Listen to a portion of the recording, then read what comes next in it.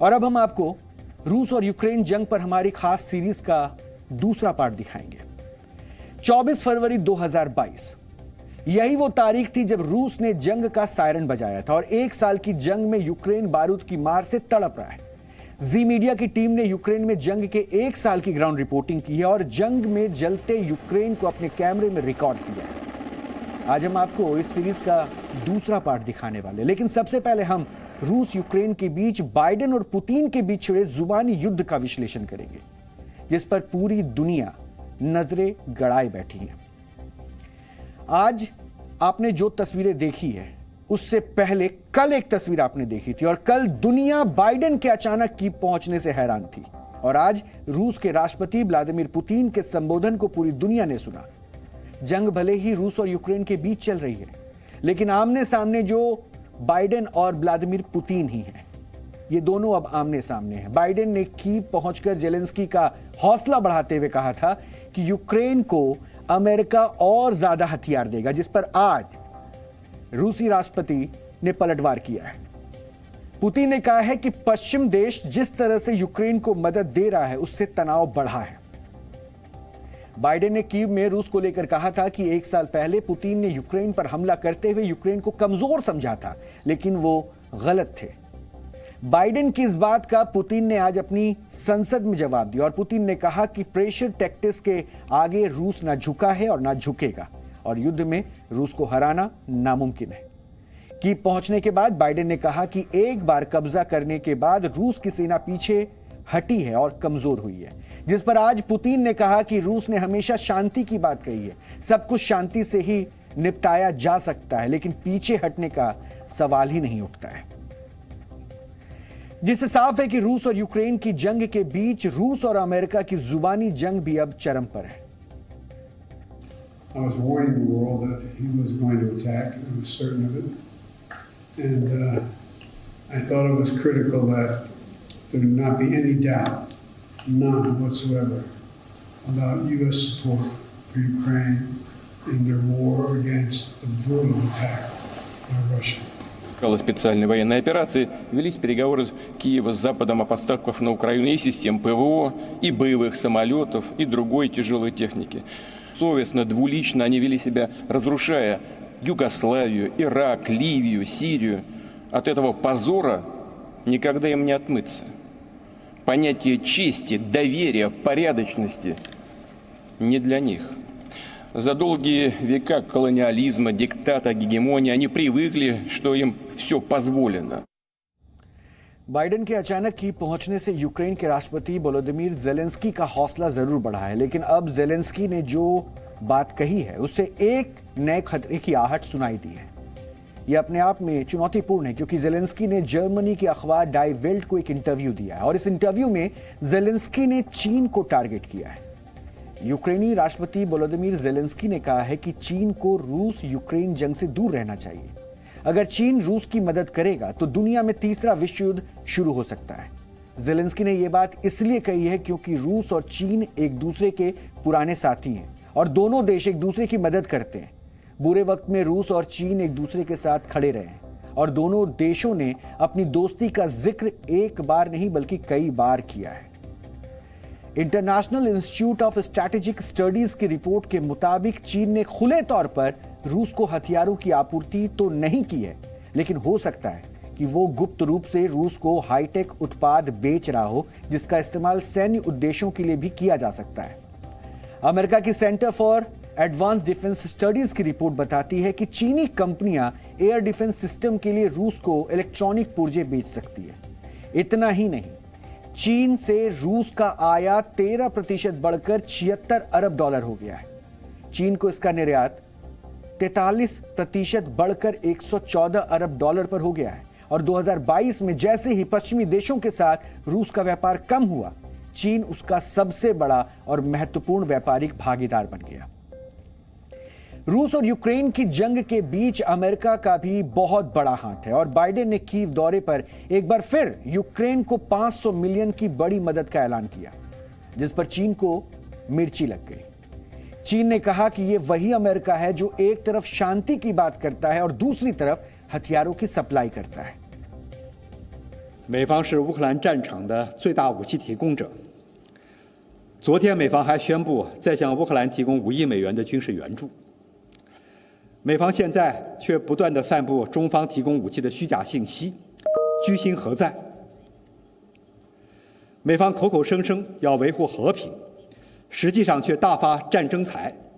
美国的军工企业从乌克兰战场赚得盆满钵满，良心何在？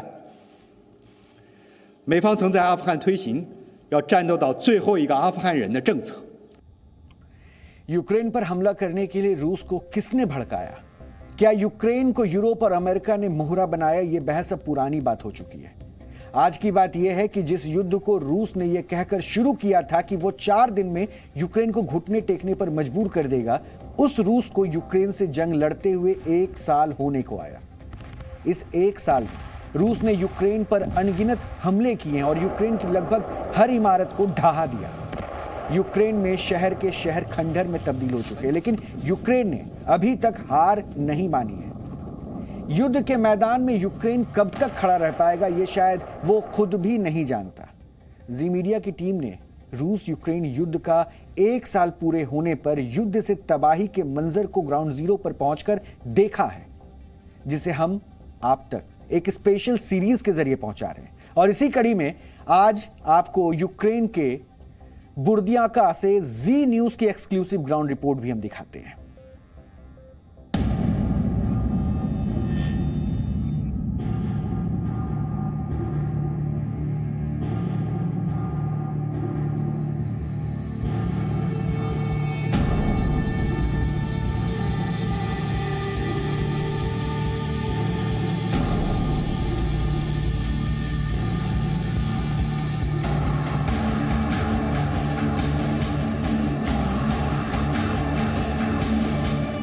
Ukraine का बुर्दियांका।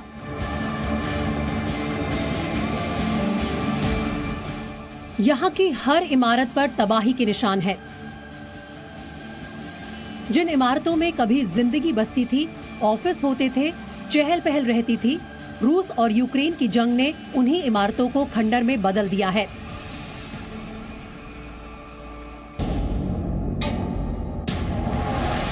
चौबीस फरवरी को रूस और यूक्रेन की जंग को 1 साल पूरा हो जाएगा, लेकिन जिस वक्त हम इस रिपोर्ट को यूक्रेन के बुर्दियांका में कवर कर रहे थे, उस वक्त भी यूक्रेन के कई हिस्सों में रूस बम बरसा रहा था।